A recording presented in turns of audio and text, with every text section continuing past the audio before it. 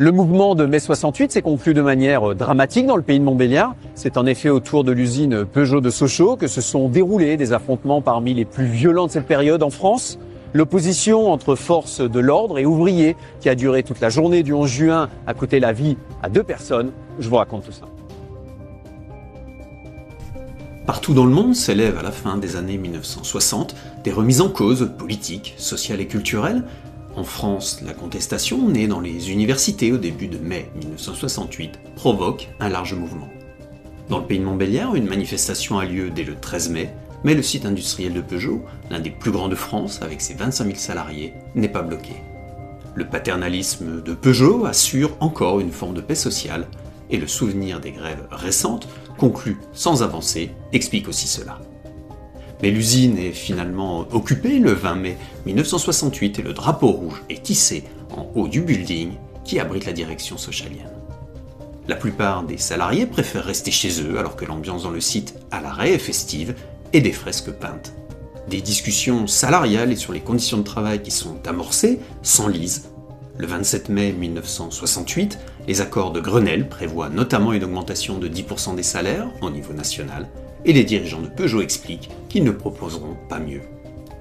Alors que le général de Gaulle annonce la dissolution de l'Assemblée nationale, les ouvriers de Peugeot votent le 8 juin pour une reprise du travail à seulement 49 voix près.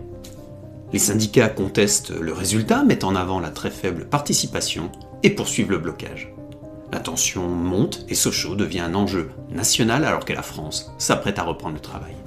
C'est à Paris qu'est décidée une évacuation des grévistes après 22 jours d'occupation. 3 compagnies de CRS sont dépêchées sur place pour intervenir dans la nuit du 10 au 11 juin avec l'aide de gendarmes mobiles. Mais l'évacuation traîne et n'est pas terminée quand les ouvriers non grévistes, embauchant à 4 heures, arrivent en quart. Les CRS s'en prennent alors à eux en lançant des grenades lacrymogènes. L'opération vient de déraper. La tentative d'évacuation de force des grévistes de l'usine Peugeot durant la nuit du 10 au 11 juin 1968 s'est transformée en affrontements ouverts.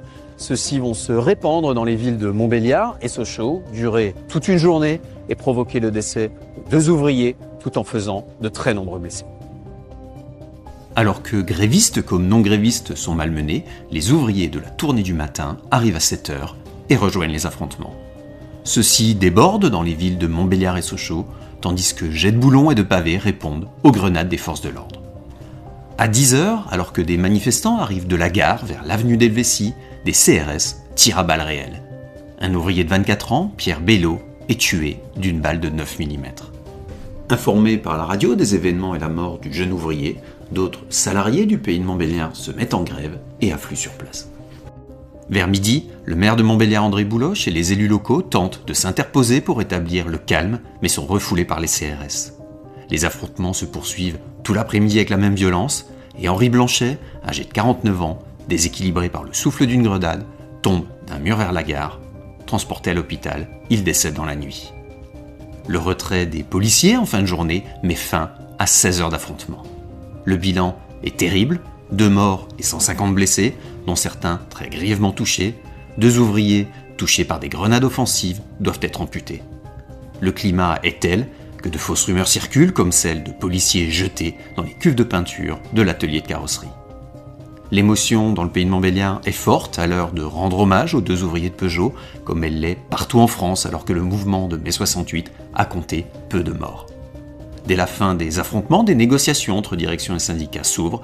Elles débouchent sur une augmentation des salaires, au-delà des accords de Grenelle, un passage progressif aux 45 heures, de nouveaux droits et des indemnisations pour les blessés et les familles des victimes. Le travail reprendra à partir du 20 juin à Sochaux.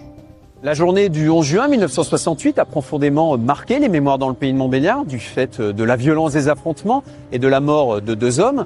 Une plaque dans le petit square d'Agneau de Montbéliard honore leur mémoire. Ces événements de 1968 ont aussi ouvert une nouvelle ère dans les rapports sociaux au sein du site Peugeot de Sochaux. Mais ça, ce sont d'autres histoires que nous aurons explorées. Abonnez-vous pour découvrir d'autres lieux, personnes et événements du Nord-Franche-Comté.